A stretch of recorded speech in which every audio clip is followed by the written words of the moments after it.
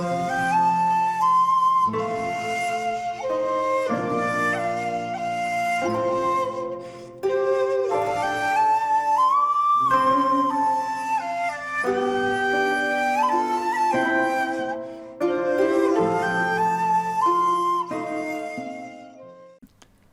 there, this is Sol Chironin from Sol Chironin Films, and welcome to our random review. Today's random review is Massacre from 1967, directed by Hasebe Yasuharu and starring Shishida Joe from Branded to Kill fame. Yasuharu was kind of a Nikatsu studio hired hand. He pretty much made films in whatever genre was working at the time. So he also did Retaliation, which is available on Arrow, Stray Cat Rock films, which are on Arrow, and he directed one of the female Scorpion, number 701, also on Arrow Video. But later on, when Nikatsu made Pink films, he made such classics as films simply called Rape, Assault, Jack the Ripper, Attacked, Rape, 13th Hour, and the wonderfully titled Raping. But let's not spend too much time on the rape films that he directed. Massacre is a wonderful film, perhaps a little bit similar to some of Suzuki Senjin films, such as Branded to Kill, but perhaps this one makes a little bit more narrative sense. Shishido Joe stars as Kuroda, who's a hitman for the boss, or a lieutenant for the boss, but he is asked to kill a woman in the pre-credit sequence who happens to be his lover, which doesn't please his brothers, Iji and Saburo. Iji is a hothead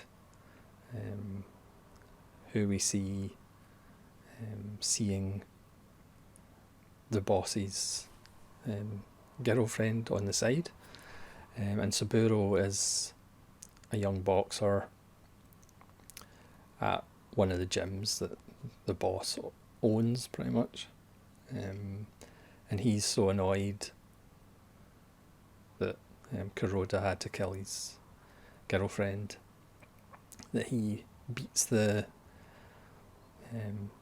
fighter in a sparring match, but he beats the fighter that's having a match that evening to pulp, and goes on a rage with the boss and quits the gym, and the boss says obviously you'll never make it without my support, and that leads to Kuroda then resigning from the gang.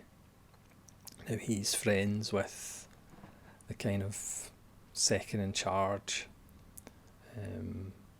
who's kind of been trained since school to take over from the boss at one point, but it would be between the two of them. So they have this kind of respect and friendship between the two, but Kuroda decides to side with his brothers and leave and splinter off, and this leads to a gang war. Even though there only seems to be the three brothers against a rather lot of the boss's crew, and people get dispatched and things escalate. But what makes the film kind of stand above its genre trappings is the cinematography. The black and white is absolutely beautiful. There's lots of overhead shots, there's lots of very geometric compositions, the scenes where it's people sitting around talking in offices. Yasuharu still makes it visually interesting and dynamic by changing up the shots, rather than just having it very static. And then the film really stands out with the action scenes. They certainly didn't spare any money on squibs. People in this film don't tend to get shot once, with a couple of exceptions. They tend to get shot about 50 times. There's a scene where somebody gets shot against a wall, which must have about 75 squibs going off in their body. And the climactic shootout on a racetrack is just absolutely spectacular. And again, no squibs were spared in the making of this film.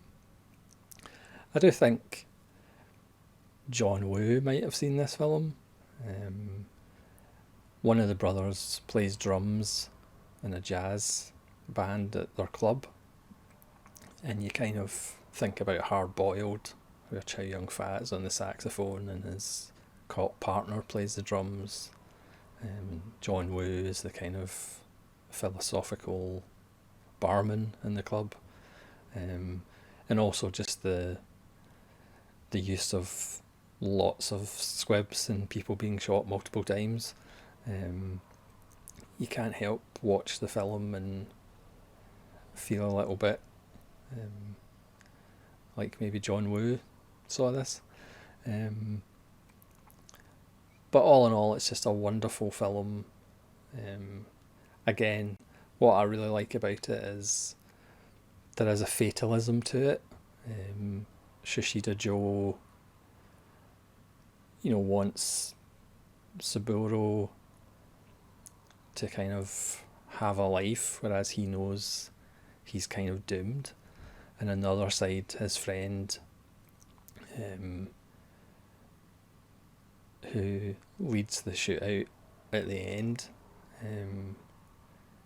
he kind of tells his wife that if he doesn't make it, Kurota is a good guy, and he'll treat everybody all right. So he kind of has this fatalism that he's not going to make it either. And again, I love my films with fatalism. So both these characters know that the only way out is pretty much not to survive.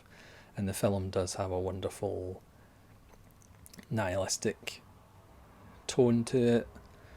And again, as those kind of Japanese 60s crime films, kind of jazzy score, and obviously there are kind of characters who play musicians in the film as well. So it's just absolutely wonderful, and well worth checking out. But what's also well worth checking out is there's an interview with Shushida Joe on the disc, but there's also a piece by Tony Raines, who goes into the whole history of Nakatsu, the studio, and their ups and downs, because they had quite a lot of ups and downs.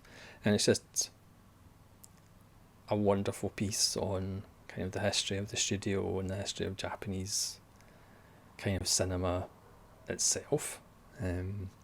So that is an absolutely essential extra, and one of my favourite extras that I've seen recently. I know when Tony Raines says, I'll just do a brief history, and you're sitting there 37 minutes later, but his knowledge and his sense of humour is always worth checking his pieces out. So that's a really good extra